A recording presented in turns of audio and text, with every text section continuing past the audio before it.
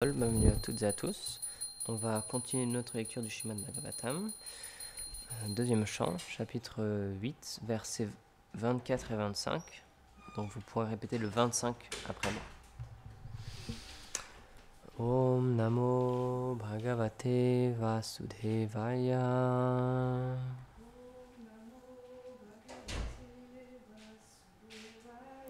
Om Namo Bhagavate Vasudevaya.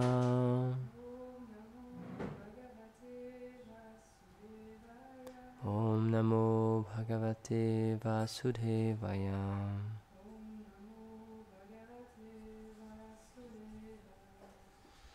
Sarvam etascha bhagavan prichato menu purvasham tatvato rasya udahartum prapanaya mahamune. Traduction. Ô grand sage, toi qui représentes le Seigneur, je prends refuge en toi. Je te prie de m'enseigner tout cela et aussi ce que j'ai négligé, dans l'ordre correct et avec exactitude. Verset 25. Atra pramanam hi bhavan parameshti yatatmabu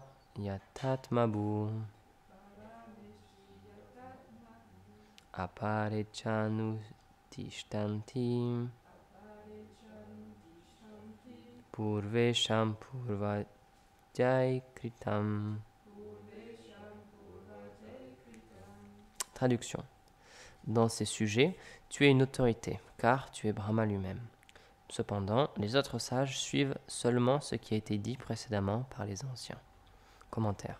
À cette époque où vivait Vyasadeva, il existait déjà d'autres philosophies, qui furent élaborées par de grands sages tels que Gautama, Kanada, Jaimini, Kapila, Astavakra et Patanjali. Bien que Parikshit ait entendu ces philosophies, il désirait écouter le Srimad Bhagavatam de la bouche de Shukadeva. Pourquoi ? De tous ces sages, il représentait l'autorité suprême, car il avait reçu ce savoir directement de Brahma, qu'il avait reçu directement du Seigneur. Il était donc son représentant authentique, et sa connaissance était parfaite, car elle provenait directement de Krishna. Au contraire des autres grands sages, dont la connaissance est issue de leur intellect. Leur savoir n'est donc pas parfait, car eux-mêmes ne le sont pas. Omayanatimirandasya gyanam jala shalakaya chakshurunmilitam yena tasmai shri gurave namaha shri chaitanya manobishtam stapitam jena bhutale svayam rupa kadamayam dadati swapadantikam. He Krishna Karuna Sindhu Dinabandhu Jagatpate Gopesha Gopika Kanta Radha Kanta Namostute Tapta Kanchana Gaurangi Radhe Vrindavaneshwari Prishabhano Sutte Devi Pranamami Hari Priye Jaya Shri Krishna Chaitanya Prabhu Nityananda Shri Advaita Gadadhar Shivasari Gaura Bhakta Vrinda Hare Krishna Krishna Krishna Hare Hare Hare Rama Rama Rama Hare Hare Namah Vishnu Padaya Krishna Prashtaya Bhutale Srimate Bhaktivedanta Swamini Namine Namaste Sarasvati Deve Gauravani Pracharine Nirvishesha Shunyavadi Paschatya Deshatarine Vanchakalpatarubhyascha Kripa Sindhubhya eva cha Patitanam Pavanebhyo Vaishnavebhyo Namo Namaha. Donc ça fait écho à ce que partageait Rasaïla l'autre jour. Parce que là il est question encore une fois de Parikshit Maharaj qui veut entendre de Shukadeva Goswami le Srimad Bhagavatam. Et donc comme elle l'expliquait, il y avait déjà beaucoup de sages qui étaient assemblés à cet endroit-là, mais ils ont tous laissé la parole à Shukadeva, parce qu'ils savaient que c'était un pur dévot, c'était une âme réalisée, donc lui, c'était sûr que ce qu'il allait dire, ça allait être bénéfique pour le roi. Parce que Parikshit Maharaj, il était face à ce problème, comme elle le racontait, il n'avait plus que 7 jours à vivre. Donc, en tant que personne de grande intelligence, il s'est dit, il faut que j'utilise ces 7 jours de la meilleure manière possible. Donc, il a demandé pour ça, encore une fois, il montrait le bon exemple et c'est pas qu'il essaie par lui-même de deviner ou de comprendre ou d'inventer un code de conduite ou quelque chose à faire. Il a dit, bon, je vais me renseigner auprès des sages, auprès des personnes qui ont la connaissance déjà. Et donc, il a rencontré plusieurs personnes, plusieurs grands sages, mais ils lui ont tous donné des explications différentes. Comme c'est expliqué ici, il y avait déjà d'autres philosophies, et il était au courant de ces philosophies. Mais au-delà de tout ça, il y a la connaissance qui vient directement du Seigneur lui-même. Donc, il n'y a rien de plus pur que ça. Parce que c'est expliqué, puisque ça vient du Seigneur, c'est parfait. Puisque le Seigneur est parfait, la connaissance qu'il donne est parfaite. Alors que nous, à l'inverse, si on utilise notre propre intellect, puisque notre corps, et donc notre corps grossier et notre corps subtil, donc c'est-à-dire notre intelligence aussi, ça fait partie du corps subtil, puisque c'est matériel, il y a plusieurs défauts, on partage plusieurs défauts, dont le défaut de se tricher nous-mêmes et de tricher les autres. Donc malheureusement, nos sens sont imparfaits, donc on ne peut pas acquérir une connaissance parfaite avec des sens imparfaits. C'est mathématique, là, il n'y a rien de magique là-dedans, mais il faut quand même avoir conscience de ça. C'est pour ça que c'est très important, lorsqu'il est question de savoir spirituel, c'est vraiment, les Védas le répètent encore et encore, c'est extrêmement important d'obtenir cette connaissance d'une source authentique. Et qu'est-ce que c'est une source authentique? C'est le Seigneur lui-même. Ou c'est quelqu'un qui a été mis en pouvoir par le Seigneur, qui est autorisé directement par le Seigneur pour pouvoir donner la connaissance. Si une personne, elle est incapable de donner sa filiation spirituelle, lorsqu'elle donne des enseignements, malheureusement, les Védas disent qu'il faut rejeter cette personne. Parce que ce qu'elle va nous donner comme enseignement, c'est juste ce qu'elle a pu acquérir par son propre intellect. Et donc, comme c'est écrit ici, puisqu'ils ne sont pas parfaits, la connaissance qu'il va en donner n'est pas parfaite aussi. Comment, on prend souvent cet exemple, comment quelqu'un qui est en prison, imaginons on a un camarade de cellule, et il est pieds et poings ligotés comme nous, et il nous dit « Viens, suis-moi, on va s'en sortir. Viens, suis-moi, je vais te montrer comment sortir. » Mais lui, il est lui-même enchaîné, il est dans la même situation que vous. Donc c'est impossible qu'il puisse vous délier les mains, puisque lui-même a les mains liées. Donc c'est pour ça que c'est extrêmement important de prendre l'aide de quelqu'un qui est déjà libéré, quelqu'un qui a déjà laissé ses chaînes de l'attachement matériel et de l'identification au corps. Une telle personne, oui, elle peut nous guider, elle peut nous expliquer. Donc malheureusement, dans l'âge de Kali, comme le répète souvent Maharaj, on ne suit que notre mental. La seule autorité qu'on accepte vraiment pour prendre des décisions et savoir quoi faire, c'est notre mental. Et c'est notre plus grand problème en fait. Il dit, comme il racontait une dévote qui expliquait ça, c'est notre ennemi numéro 1 et c'est notre plus grand fauteur de troubles mental. Donc Krishna il l'explique bien à Arjuna dans la Bhagavad Gita, ça peut être ton meilleur ami, le mental, c'est vrai, lorsqu'on l'a bien entraîné, lorsqu'on sait comment l'engager, l'utiliser, mais aussi ça peut être notre pire ennemi.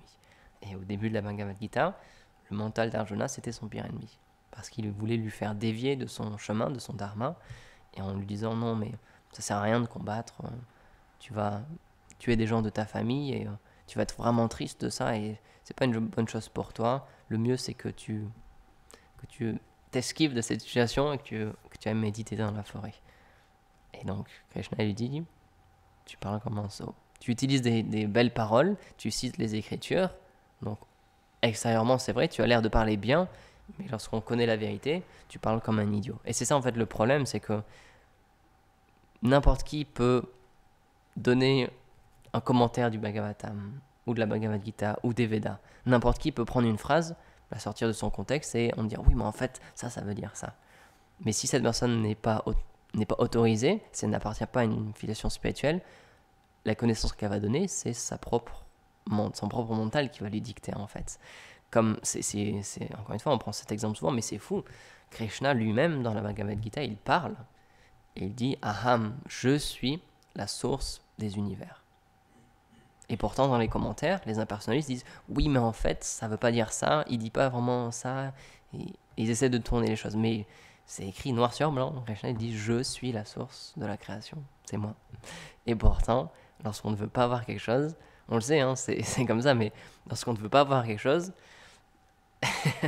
on va voir juste ce qu'on aura envie de voir. Ou on va entendre juste ce qu'on aura envie d'entendre. Le mental, il est comme ça en fait. C'est pour ça que c'est un outil très puissant, le mental, mais il faut savoir bien l'utiliser. Il faut bien le mettre sous notre contrôle parce que sinon, c'est lui qui va nous contrôler. Il y a cette image qui est donnée aussi dans les Védas, dans le Bhagavad Gita. C'est comme un conducteur de char. S'il ne maintient pas ses chevaux, s'il ne tient pas les rênes et que c'est pas lui qui contrôle, Alors les chevaux, là, c'est comme l'essence, ça va aller dans toutes les directions. Et on va être emporté, en fait. C'est pour ça qu'on dit parfois, oh, j'ai été emporté par la colère ou j'étais emporté par l'envie. Donc c'est plus nous qui contrôlons vraiment, en fait. Et c'est nos sens grossiers ou subtils qui nous poussent à agir, en fait. Donc c'est pour ça que la Bhagavad Gita, ça reste très important pour nous. Même encore une fois, comme on l'expliquait, même si pour nous, le plus important, c'est le Srimad Bhagavatam. Parce que ça nous donne le plus haut but, le fait d'atteindre le Seigneur, de connaître le Seigneur. Mais la Bhagavad Gita, c'est quand même très important. Ça nous explique comment agir avec le corps qu'on a en ce moment et comment faire des bonnes décisions. On parlait de ça l'autre fois à la réunion, notre réunion fraternelle et spirituelle avec Ahimsa. Parce que dans ce monde, malheureusement, il y a tellement de philosophie. Déjà à l'époque, on nous a expliqué dans ce verset, il y avait déjà plein de philosophie. Il y avait déjà plein de sages qui, pourtant, en plus, bon, c'était des grands sages. Mais maintenant, c'est pas des grands sages qui donnent des enseignements. C'est des personnes qui, malheureusement, utilisent... Ils ont des qualités, c'est vrai. Ça peut être des très bons orateurs, ou ils peuvent avoir développé quelques pouvoirs mystiques aussi. Et ils utilisent ces choses-là, malheureusement, pour un gain personnel. Pour avoir de la reconnaissance, du prestige, ou de l'argent, ou du pouvoir sur d'autres personnes. Et donc, ils gâchent en fait les qualités que le Seigneur leur a données. Parce que c'est vraiment ça qu'il faut se rappeler. On le répète très souvent, mais tout vient du Seigneur. Et donc, même les qualités qu'on pense avoir, si on chante bien, si on joue bien d'un instrument, si on cuisine bien, si on parle bien, si on retient bien les choses, si on peut faire des beaux discours, etc. Tout ça, en fait, c'est une qualité que nous prête le Seigneur, que nous donne le Seigneur. Mais c'est pas nous, en fait. Et c'est ça le problème, c'est quand on s'accapare les choses. Quand on dit, c'est grâce à moi, c'est moi qui fais cette chose-là. Et dès qu'on pense ça, malheureusement, on commence à tomber, en fait. C'est expliqué que même les grands yogis, ceux qui suivent la voie de la réalisation impersonnelle, puisqu'ils adorent quand même le Seigneur, puisqu'il y a quand même une forme de dévotion, ils peuvent progresser dans ce chemin-là.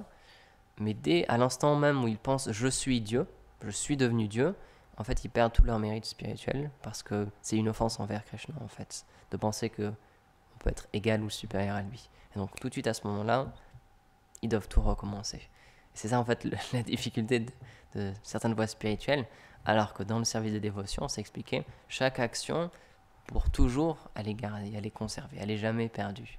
Et à l'inverse, des actions intéressées qui sont liées avec notre karma, si on fait des bonnes actions ou des mauvaises actions, c'est la même chose, ça marche pareil.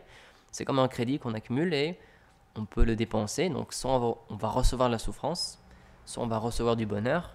Mais une fois que ce crédit est épuisé, on doit recommencer à zéro. C'est expliqué que si on fait beaucoup d'activités pieuses pour aider les autres, pour le bien-être des gens, etc., si on donne du bonheur aux autres, on va recevoir ce bonheur-là. Donc ça peut être soit dans cette vie, soit si on a vraiment une vie très très pieuse, on peut aller dans les planètes édéniques. Mais au moment où notre crédit est utilisé, c'est comme lorsqu'on part en vacances, lorsqu'on n'a plus d'argent sur notre compte bancaire, faut bien rentrer quand même, parce qu'on ne peut plus vivre de cette manière-là, on ne peut plus payer l'hôtel, du coup on rentre. Et c'est expliqué qu'après avoir passé du temps sur les planètes édéniques, on redescend et on reprend une forme humaine sur la planète Terre. Donc si on regarde les choses en étant un peu éloigné, ça ne sert pas à grand-chose, parce que c'est vraiment juste comme partir en vacances pour respirer un petit peu, prendre un peu d'air, mais notre situation nous attend toujours. Donc on va toujours devoir retourner sur la Terre, où il y a pas mal de souffrance quand même. Il y a du bonheur aussi, mais ça règle pas le problème. C'est comme, Prabhupada l'explique, c'est comme souffler sur un furoncle en fait. Pendant un moment, ça nous calme, le moment où on souffle, mais dès qu'on arrête, le problème il reste là. Donc c'est pour ça, comme on l'expliquait aussi l'autre jour, lorsqu'on parlait de Gorakshanath Babaji Maharaj, il expliquait un vrai médecin, c'est quelqu'un qui peut soigner notre maladie spirituelle. Et pas juste notre maladie matérielle. C'est un peu comme soigner la cause ou soigner l'effet. C'est pas la même chose en fait. Parce qu'on peut soigner l'effet. Si on a mal à la gorge, on peut soigner juste l'effet, on peut prendre des pastilles pour aider notre gorge. Mais si on n'essaie pas d'enlever cette maladie-là, une fois que les pastilles elles auront fini leur effet, on aura quand même mal à la gorge.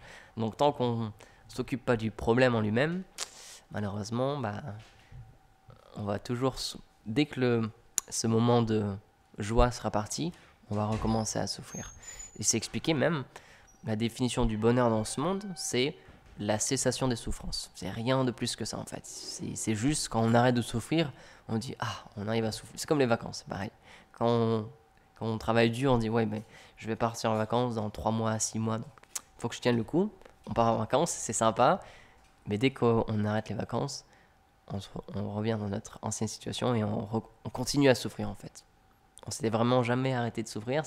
On avait un peu oublié, mais on recommence. Donc c'est pour ça que une personne d'intelligence, elle comprend que ces choses-là, ça n'a pas vraiment beaucoup de valeur et il essaie de comprendre qu'est-ce que je fais dans ce monde et pourquoi je souffre. Et c'est une question qu'on a le droit de se poser. Parce que parfois, c'est vrai, on peut avoir peur de se poser ces questions existentielles parce que ça nous demande de remettre en cause notre vie et nos choix de vie aussi. Pourquoi est-ce que je souffre ? Peut-être que je n'ai pas compris comment être heureux en fait. Peut-être qu'il faudrait que je change quelque chose dans ma vie. Mais ça, c'est des questions, ça peut faire vraiment très peur. Ça peut être très difficile de se poser ces questions-là. Donc, c'est pour ça qu'il y a beaucoup de personnes qui préfèrent pas se poser de questions et juste qui continuent dans leurs habitudes. Et quelqu'un d'intelligent, comme Parikshit Maharaj, il dit non. Là, il me reste, surtout lui, il lui restait vraiment très peu de temps à vivre. Nous, on a ce problème-là, c'est que, c'est expliqué, c'est la définition de ce monde aussi, c'est la mort représente à chaque endroit, à chaque instant, mais on n'a jamais conscience qu'on va mourir en fait. C'est ce qu'il expliquait à Yamaraj en fait, à Yudhishthir, c'est que ce qui est le plus fou dans ce monde, c'est que on sait qu'il y a la mort qui est présente partout, on le sait, à chaque instant il y a des milliers de personnes, chaque seconde il y a des personnes qui meurent, mais on se dit ça va jamais me tomber sur moi en fait. Mais c'est normal en même temps parce que on est éternel, l'âme elle est éternelle, donc on n'a pas cette conscience-là de je deviens vieux et je vais mourir. Notre corps, il vieillit, c'est vrai, donc on le sent, on a un peu plus mal, comme disait Soudam, il commence à avoir plus mal aux genoux qu'avant, alors qu'il n'avait pas ça avant. Donc on a cette conscience-là que notre véhicule, oui, il commence à vieillir. On peut le voir tous les jours dans le miroir, on vieillit. Mais on n'a pas ce sentiment au fond de nous-mêmes, en fait, parce que l'âme, elle est éternelle.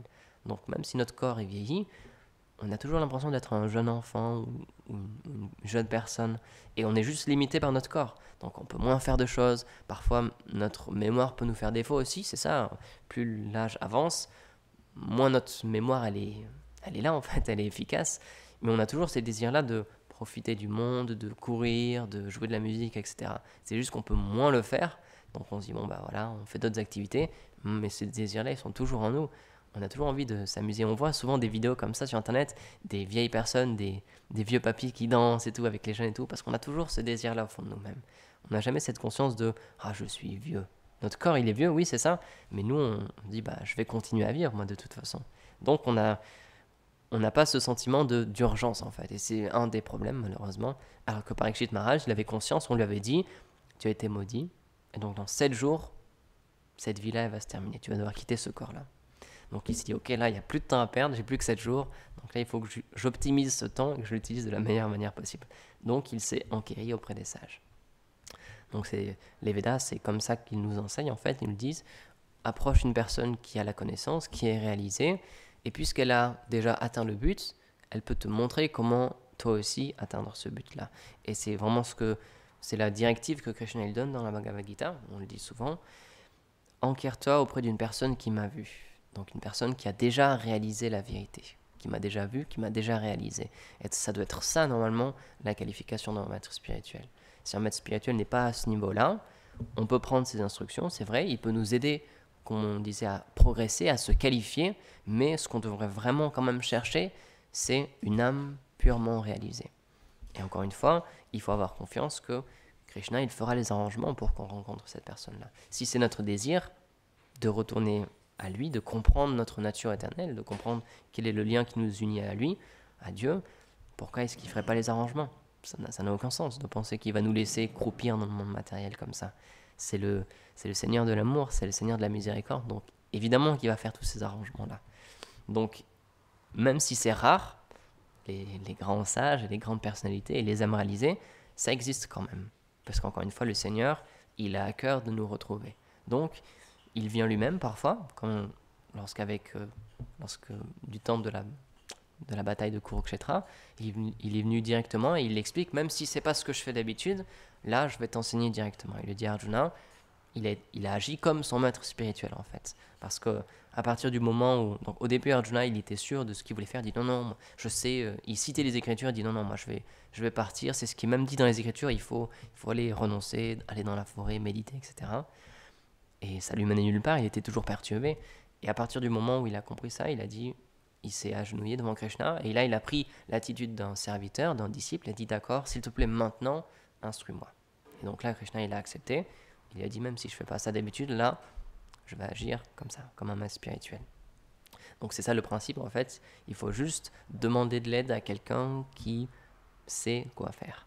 Et c'est difficile parce que dans ce monde on a un conditionnement, on a un faux ego et on pense qu'on peut y arriver par nous-mêmes.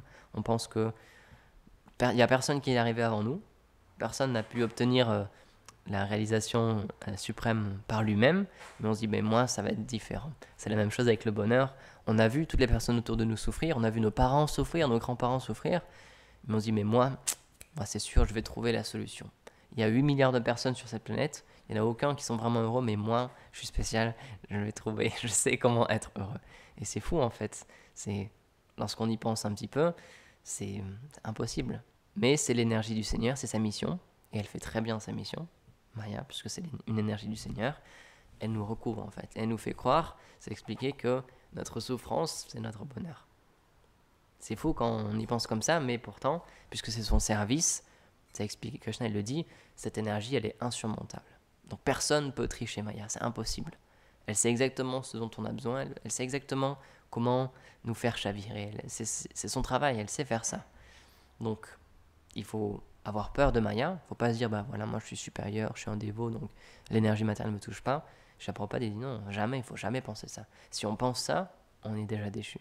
Si on entend un dévot qui dit, moi j'ai pas peur des femmes ou des hommes, j'ai pas peur d'être touché, etc. C'est juste une question de temps, cette personne, Maya va lui envoyer juste la personne qu'il faut, et cette personne-là, elle va tomber. Donc il faut toujours rester humble, il faut toujours prier, s'il te plaît Maya, laisse-moi tranquille, s'il te plaît, permets-moi de faire mon service et ne me dérange pas trop. Parce que c'est une énergie du Seigneur, donc elle est à son service quand même. Et donc là où est Krishna, Maya ne peut pas être là. C'est comme le soleil et l'obscurité. Là où il y a le soleil, il ne peut pas y avoir l'obscurité. Donc lorsqu'on prend vraiment refuge sincèrement de Krishna, alors là oui, Maya elle va nous laisser tranquille. C'est expliqué, c'est comme elle se cache en fait, elle se tourne du Seigneur parce qu'elle a honte de ce service-là, en quelque sorte. Et donc lorsque le Seigneur est là, elle n'approche pas en fait et elle laisse ses dévots tranquilles. Donc lorsqu'on est sincère, il faut vraiment avoir cette foi-là aussi que si on est sincère dans notre service, évidemment que Krishna va nous protéger. Et même si on n'est pas très bon dans notre service, même si on ne le fait pas très bien, encore une fois, il ne faut pas se démoraliser, il faut pas...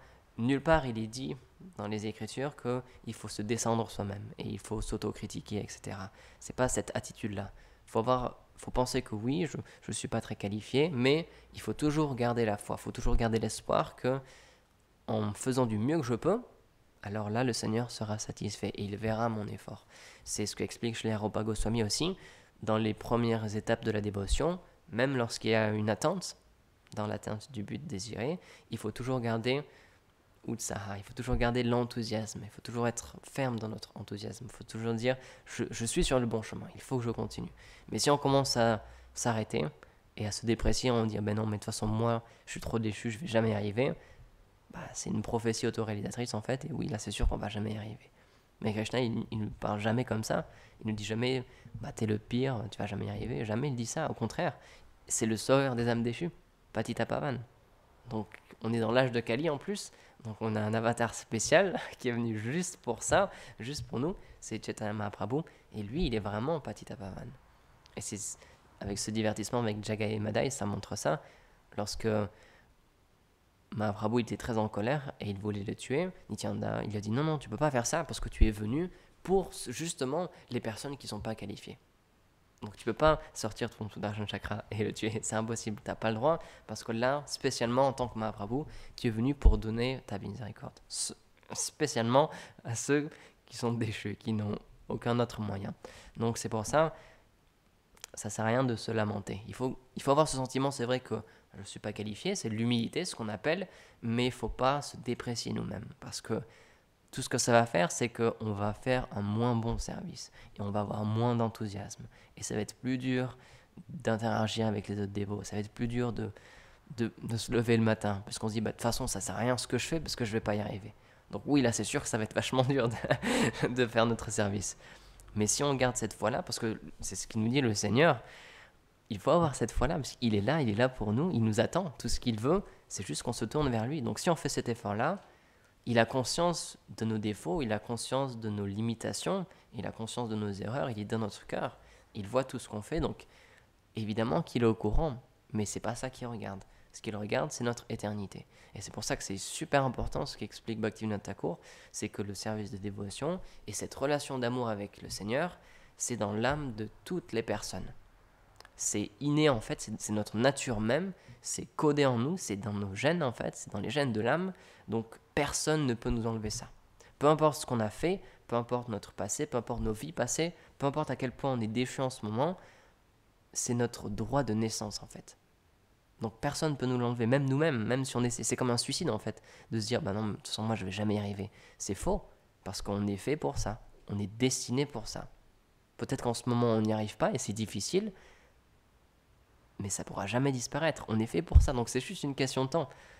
C'est pour ça le vrai ennemi en fait c'est nous-mêmes, c'est nous notre propre ennemi dans le service de dévotion.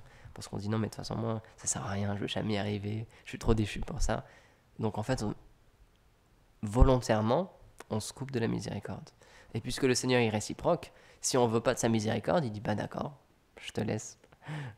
C'est fou, c'est complètement fou, mais c'est pour ça qu'il faut vraiment comprendre bien la philosophie, comprendre comment ça marche, et comprendre que c'est tout basé sur Kripa, la miséricorde. Et lorsqu'il y a ce concept-là de miséricorde, alors oui, peu importe ce qu'on fait, peu importe où on en est, peu importe à quel point on aime faire du service, c'est pas grave, juste on continue du mieux qu'on peut et c'est tout. Il faut pas se dire je devrais faire tant de services ou je devrais faire comme ça mon service et en ce moment j'y arrive pas donc je suis nul. Non, c'est jamais marqué nulle part dans les Écritures. Il faut juste donner le meilleur de nous-mêmes. Et même si c'est un petit peu, parce qu'encore une fois on a tous des qualifications différentes, certains peuvent faire beaucoup de services ou un service d'une très très grande qualité et pour d'autres c'est plus difficile, mais c'est pas grave. C'est pour ça qu'il faut jamais se comparer, il faut jamais se dire tiens lui il fait plus de services ou lui il fait moins de services. Et alors? Parce que ce qui importe au Seigneur, c'est le sentiment qu'on met dans notre service. Et ça, c'est pas quantifiable. Avec nos yeux, surtout avec nos yeux matériels, je peux pas voir les sentiments que quelqu'un met dans son service. Parce que extérieurement, on fait tous la même chose. On fait la vaisselle, on cuisine, on fait de la peinture. Donc c'est juste des choses matérielles extérieurement, des actions qu'on fait avec le corps. Mais les émotions qu'on met là-dedans et notre relation qu'on a avec le Seigneur lorsqu'on fait ce service-là, de quelle manière on pense à lui, ça c'est personnel, c'est intime et personne ne peut le voir en fait. Donc c'est pour ça c'est vraiment important de respecter tous les dévots, peu importe où ils en sont, peu importe extérieurement ce qu'ils arrivent à faire ou pas faire, il faut juste les inspirer pour qu'ils puissent faire ça du mieux qu'ils peuvent en fait. Et pas se comparer, parce que c'est aussi un des problèmes du conditionnement matériel, c'est qu'on a ce faux ego et on essaie toujours de se comparer aux autres, on essaie toujours de dire lui il est mieux, lui il est moins bien. Mais ça n'a pas d'existence en fait dans le service de dévotion.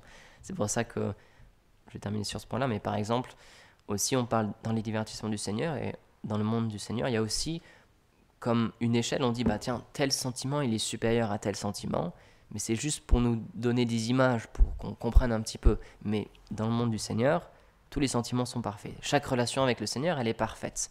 Pour quelqu'un, ce sera d'être un ami du Seigneur, et pour quelqu'un d'autre, ce sera d'être son amant.